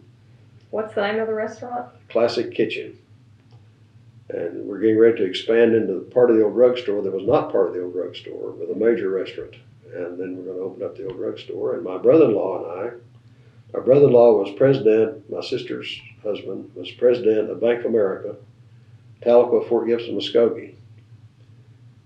And when big banks started taking over the small banks, I went over to his house one afternoon in Tahlequah, and he was sitting out on his driveway on his Harley. It was a winter day in January, spitting snow, and I don't know if he was coming or going. He was there by himself. I said, "Tony, you've been president of more banks than anyone I've ever known without ever moving your chair." Because it was First National Bank of Tahlequah, which was a fantastic small town bank, which was bought by Commercial Bank Holding Company out of Muskogee, which was bought by Bank 4 out of Wichita, which was bought by Boatman's out of St. Louis, which was bought by Nations Bank out of North Carolina. Now Nations Bank has taken over Bank of America. And they had taken him from 76 employees in Tahlequah to 11. And I'd already canceled some accounts. I couldn't work with them there. So I told him, let's buy a bank. So we bought Fort Gibson State Bank. And about 4 years ago, we're not there now, but it was named by the American Bankers Association as the #1 small bank in Oklahoma. So I'm really involved in Fort Gibson again, Mm-hmm. as well as Tahlequah. Mm-hmm. We're doing my wife and I were doing a housing addition in Tahlequah, less than a mile from the university. So I'll probably go bankrupt before long. So anyway, but we're having a good time. Well, how do you feel about Oklahoma history? The area that you're in. I mean, obviously you have a deep love for it. You want to see it preserved. that includes all of Oklahoma history. You know, it's really disgusting how we ignore it. And I was listening to KRNG radio, Tulsa, about 3 years ago, and heard on the news that Tulsa was requesting $19 million from Centennial funds for an arboretum northwest of Tulsa to celebrate the centennial. And I thought, big deal. How much is Fort Gibson getting? Because there's nowhere in Oklahoma can touch Fort Gibson for national history. And almost no one knows that in the state. It's a state treasure, not just a Muskogee County treasure. And so I checked, and the answer is $0. So I contacted the mayor, Bob Peoples. Bob has died since then. I said, I'm going to make some people mad in Oklahoma City, probably. And I contacted the president of Friends of Fort Gibson, and they'd look over they try to help the old fort, which is a Oklahoma Historical Society facility that's letting the historical societies permitting it to rot down. So I told her what I was going to do, so I started to make some calls, and Phil Tomlinson married a girl from Fort Gibson, and Carol Huggins, and Carol and I, we dated in high school, and in fact we dated till end of our first semester here at OSU. And Phil and I have become very good friends. He's really sharp, and he's Secretary of Transportation. I talked to Phil at our 50th class reunion, and he told me about the Department of Transportation program, which they've used at Perkins and several other towns. And so I initiated through him to get the people to come to appear before the town council. And so now then I had the town clerk make an appointment with Blake Wade, chairman of the Centennial Commission, and we met with him in Oklahoma City. They had no more money, and so we haven't backed off. And in fact, Blake Wade, I respect him highly. He's called me at home 3 times. And so we have almost $600,000 now, and redoing the 4 blocks coming into the old stoplight at Old Downtown, and brick sidewalks and beautiful street lights. And then we have, that's from the Department of Transportation, and then from the Centennial Commission to build a Centennial Park on the corner. And when we get this finished 5 years from now, there'll be people drive 100 miles to see downtown Fort Gibson at Christmas time. So, and I'm trying to figure out some way to get someone to the old high school, but I'll put controls over whatever happens. By the way, I do have $28,000 worth of vandalism in the old school, done by a 13-year-old and 14-year-old boy. So we're in the process of trying to work that out now. You know, Salisal had a problem with that. It's really sad. Yeah, it is. It is sad. And these are single-parent families, and I'm not going to put this on the mothers. I want everyone involved, and it's really sad what happens. So. But if people like us don't, you talk about Oklahoma history, Mike Brown is the representative for the Cherokee County area, and he grew up at Fort Gibson. His mother she was like family. Was a year older than I. She died several years ago. And Mike said in the legislature, he heard there was a meeting in Tahlequah to discuss what to do, how to maintain the old forts of Oklahoma. And he talked to the chairman of the committee, and he said, why don't you do this meeting at Fort Gibson? His response was, is there a fort at Fort Gibson? And the state is illiterate as to what we have, the treasures we have. And instead, we're building this beautiful historical society building in Oklahoma City to celebrate our history, and we're letting the old fort at Fort Gibson rot down. And I called Earl Garrison, our senator, and George Faught, our representative. They've been fantastic. And Jim Wilson helped from Cherokee County, and they got $250,000 to, Earl got right on it, and I called him, and I called Jim, and they got $250,000 to replace some of the logs and restrooms and roofs, but Oklahoma's letting their treasures just rot down, basically. Well, I'm glad that there are people like you who are working. It's nostalgia. It's prevent that. I told I have to watch what I say to the press because they come out with the wrong things. Reporter from Muskogee Phoenix wanted to interview me about buying the old high school, and the article started, Kirk Boatright says that much of his success in life comes from Fort Gibson. I just blew. That's not what I said. So obviously I called this reporter immediately. I said, if there's anything good about me, it can be traced to family and friends and neighbors and church and school, Fort Gibson. That's what I said. And I told this reporter, if I'm successful, I'm not the one to determine that. But I've been very fortunate in life. As my son said, I've been blessed. We've all been blessed in life, really. Mm-hmm. Americans should go to Europe and see Europe. On D911, I was 150 miles out in the Arabian Desert at the Hassa oil camp. On D911, I was the only American out there.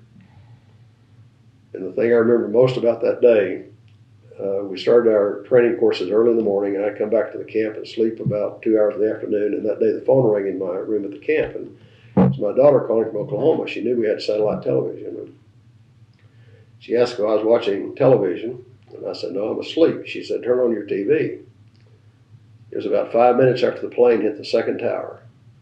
But the thing I remember most is calling my son and his daughter, my granddaughter Ashley. She was about 10 years old at the time. She's 16 now, be 17 next month. I told her Sunday I'd like to take her back to 5, but anyway, 5 years old. But she was 10 at the time, and when I called my son, Ashley answered the phone, and here's what I remember most about that experience. I said, Ashley? She said, Grandpa, you come home right now. There's going to be a war. But Americans are not aware of what we're up against, and we don't have leadership now. Congress is scary.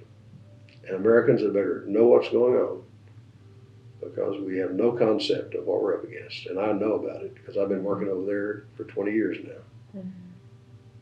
But not only is it Oklahoma I'm concerned about our country big time. One of the least of our problems is energy. We've caused our energy problems. And I figured out how to solve our energy problems. Every time you stop a typical automobile for 55 miles an hour, you waste enough energy to run a 100-watt light bulb for 4 hours. So my solution is don't stop at stoplights and stop signs, and we'll solve our problem very quickly, especially in Houston. But anyway, we are blessed to be Americans, and we better be aware of that. Last Christmas, I got the DVDs, 3 DVDs called Liberty, done by History Channel on the Revolutionary War. Every American ought to watch that. And I gave a set to each of our children's families. Mm-hmm. Because Americans are not aware of how much we owe to people who sacrificed tremendously to get us where we are. Anyway. I'm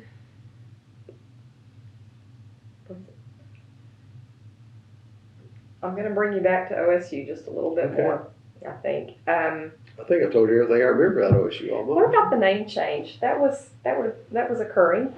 I don't remember any controversy. No controversy over it? Not that I remember. Mm-hmm. I think we did not want to lose the word Aggie. I still consider myself an Oklahoma Aggie. I'm a cowboy, but I'm an Aggie. Well, they actually have some merchandise in the student store now that says Aggies again. Yeah, and you get a chance to go over there, and they pulled out some tables. There's a new little bookstore over there, and there's some tables that came out of a restaurant in Oklahoma City that have some old logos and things on them. They're decoupage, type things. So it's kind of fun to go over and see that. I like seeing that. You won several awards when you were a student here. One was the St. Pat's Award. Yes. And they do still give that award. I believe that might be the highest honor that they give in the College of Engineering. No, Hamilton Award is. Okay, the Hamilton Award. Hamilton Award. I don't know that they still give that. Okay. But that's why in the program I gave you, it says to be announced. It lists, I'm not sure it listed St. Pat's, but it lists Hamilton Award to be announced. And at that time, that was the top student in College of Engineering. And does that award mean the most to you out of the ones that you received? I'd say of the engineering awards, yes. One that means tremendous to me is when I was at Northeastern on the physics faculty. Each year, the outstanding faculty member was named by vote of the members of the Oklahoma Education Association. And the first year, the outstanding faculty member was chosen by student election and faculty election. I won. And to me, that's a very major award for me. The fact that I was selected as the outstanding faculty member at the university when the students voted and the faculty voted. And I'm not sure how they weighted that, but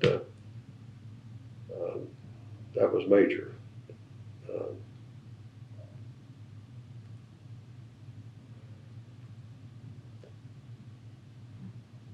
Do you feel like that your time at OAMC, OSU, and your opportunities with the student organizations and leadership positions that you had, how do you feel like that has impacted your life? I think the main thing was what I told you. I told those young people that I found out in my life that if you're always honest, everything you do the best you can to be honest, and to be honest in everything you do, and also do the best you can do in everything you do. That you've got 90% of your competition outclassed from the beginning, because I never expected any of this stuff. I always got the Hamilton Award. I never expected that. I never thought about that. When I was in high school, John Ackling and I were close friends, and they called John Little Einstein. And he built telescopes, and he was a genius. He was smart as he could be. And I never thought, I don't think John ever did either, which one of us is going to be a valedictorian. And Doyle Stone, my former math teacher I told you about, where I was later his dean, Doyle was very conscientious. One of the best math teachers anyone could ever expect to find. He set me up for OSU engineering. And Doyle was a perfectionist. He did not believe in giving A's because no one was perfect. He'll give you an A-, but he wouldn't give you an A. And when I was his dean at the university, he told me the most difficult job he ever had was when the superintendent at Fort Gibson told him to determine who was the valedictorian. And I got it. And he said he knew that it could be controversial. But the point is, I never thought, am I going to be valedictorian? I never thought about it. I'm sure John didn't either. We didn't. And here at OSU, I never thought I'm going to try to be president of the student body until they talked me into it. And Tom Tate not talked me into running for Senate. I never would have run for Senate. But I'd say that's the major lesson. Some students have those roles as goals in their lives. And to me, it sounds like through your hard work and your efforts that sometimes people saw qualities and recognized things in you that maybe you didn't see in yourself so much, and some doors opened and the opportunities were there and you took advantage of them, which was wonderful and really a great, tremendous service from you back to your fellow students in the university. But much of that goes back to family and church. The scientist who says, I'm a scientist, and the scientist who says they put science and religion in competition one with the other at the same level, they don't know what science is. Carl Sagan is a good example. He died a very frustrated scientist. Remember, he wrote the books on astronomy and all that, the billions and billions of stars. He was a very frustrated person because he didn't understand science. And so a lot of that goes to the church and my background in the church. And one of the most influential experiences I ever had was when I went to Tahlequah on the faculty and moved there in August of 1962. Went to church the first Sunday, and this professional, the people in our Sunday school class were professionals.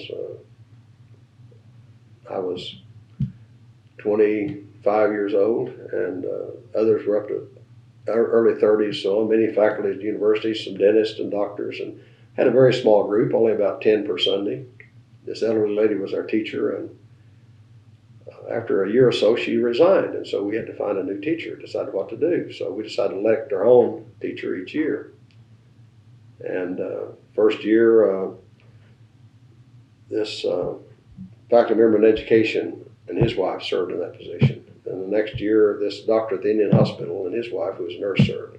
Third year, I was elected. And we decided to read the New Testament out loud in class every Sunday. And we'd start with what we determined to be the oldest book. So I think we started with Galatians. Some Sundays we would read one verse or no verses or a chapter. It took us 3 years. And I found out that what the Bible says is far beyond what I'd been preached. And a lot of what I'd been preached was not what it says. And it's far more powerful than that. It had a major influence on my life. And basically one of the messages is just keep cool, don't get frustrated, just appreciate the situation we're in and take advantage of that and go from there. It's basically what it says. Mm-hmm. When Jesus said to Peter, you're going to condemn me by the time the cock crows 3 times, he wasn't predestining him, he knew Peter. I know what I could go to by the farm today and say to my son, and I know how he'd respond, I tell you. And you do that with your kids too, probably. And one of the most powerful verses in the New Testament is when they lead Jesus out and Peter sees him and their eyes meet and Peter realizes what he's done. And powerful story. And as to how to live. Weston Foundation had a big time influence on me. Mm-hmm. And I'd say Weston Foundation and BSU were 2 of the most influential organizations on campus when I was here. Harry Denman, we had, Religious Emphasis Week. Harry Denman was out of the Methodist headquarters in Nashville, and he spoke. The students picked who they wanted to do the final convocation, and each time he came, he did the final convocation. And that was in the days when we could have that on campus. Americans need to realize what's happening. In the days of those convocations in the auditorium, it was packed with students. But we've gotten away from a lot of that now. We have to be politically correct today.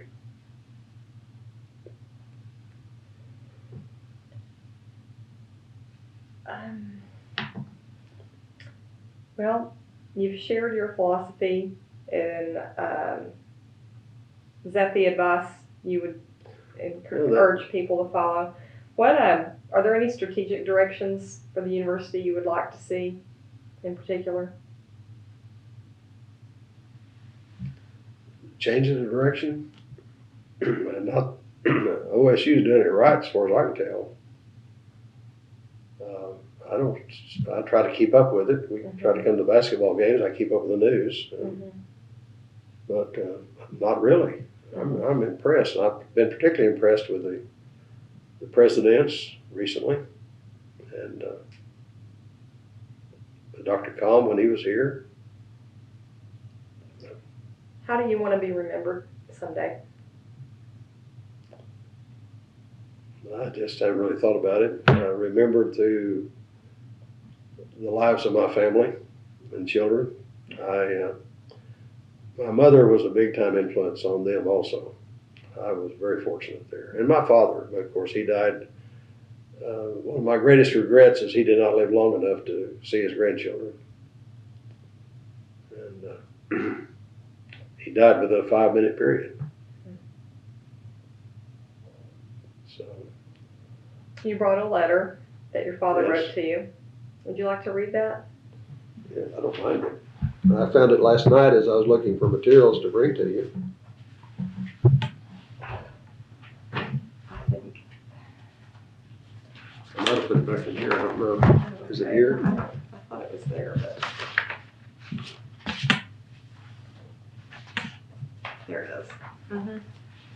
Okay, the date of the letter? May 1st, 1956. Before last night, I didn't realize I had this. And my wife says I collect everything. My son says, Dad, you don't need a house, you need a little cabin and a big warehouse. But at least I saved my baseball cards and my friends didn't. This is written on Tuesday. Has my dad's store's letterhead, Boatright's General Store, ULA Boatright owner, Fort Gibson, Oklahoma. Tuesday, dear Kirk, boy, are we enjoying this rain. It rained 1.5 inches Saturday night, and we have had about 1 inch today. Our alfalfa, oats, and wheat sure are looking good. Hope this will get rid of the bugs. Mother's house cleaning today. Boy, is the house a mess. She is having the kitchen redecorated. It sure is going to be nice. Kirk, we're planning to come up there Sunday, so you can come home Friday and go back with us Sunday. Call us when you get in Muskogee. Love, Daddy. We always called him Daddy. Mm-hmm. So anyway, I was very fortunate. Time I was 12 years old, he expected me to be at the store by 7 o'clock on Saturday mornings. He would go down at 4:30, 7 days a week. We lived in the new house behind the store. We moved there December 1941. And so I didn't understand why I had to be there at 7 o'clock because no one was there, but I was there at 7 o'clock. And when I was old enough to start driving and doing things, he would ask me, Kirk, do you want the car Saturday night? And you think that did not have an influence on me. I never had to ask him for anything. And I didn't ask for much money. I earned $6 a day when I worked at the store on Saturdays. And after school, I fed 20 calves during the wintertime out of 40 acres we had. We had the farm, but he never had to ask me mow the yard or whatever. I just did it because he had so much confidence in me. I wasn't about to disappoint him. And I was so impressed when he said the store stayed open when I was a little boy at 11 o'clock on Saturday nights, and by the time I was in junior high, 9 o'clock on Saturday nights. But when I was old enough to start driving and dating, instead of working till 9 o'clock on Saturday nights, he said, if you will help me at the checkout stands from 6 to 7, while the boys go back and sit on the sacks of feed and eat a bologna sandwich, and then you can leave at 7. I didn't have to ask him. He said, you can take the car. So that had a big influence on me. Mm-hmm. Had a big influence when my son was in high school in Tahlequah. Many parents were buying his friends new sports cars, and I told him, if you will cut wood out at the place, I'll cut down the trees, you can cut them up, and you can buy you a vehicle.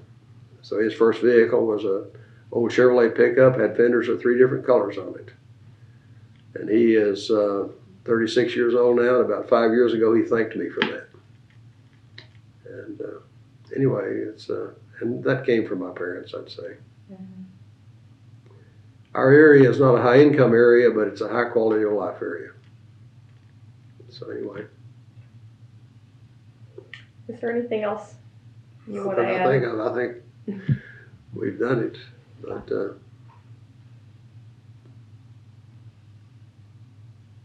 my wife grew up we've been married 2 years. We've been close friends now since 1996, and she grew up in Qualls, Oklahoma, one of 11 children, and she is a workaholic, and we're having a great time, and she is adored by my children and grandchildren, and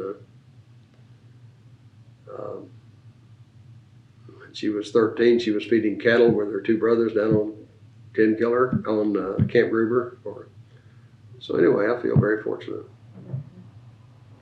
Well, thank you so much for coming and sharing your experiences and stories today. We really appreciate your participation in the project, and you left very early this morning and had a long drive. And are you headed back home today? Well, we create the problems at my wife's restaurant at 6:15 every morning. That I was going to be down there anyway this morning. Mm-hmm. But then we saw them at Dano's convenience store this afternoon in Tahlequah at 2:30. Oh. So I'm going back. My wife says I take too many coffee breaks, but you got to do these things. Well, every time I come in at OSU, Gallagher-Iba, and the library, and it kind of gives me chills or something. It's a tremendous. Oklahoma State, I think Oklahoma State probably more than other universities, we're aware of what we have. The new Gallagher-Iba is awesome. Mm-hmm. Mm-hmm. yeah, I love being here. It's a wonderful place. Thank you. Thank you very much.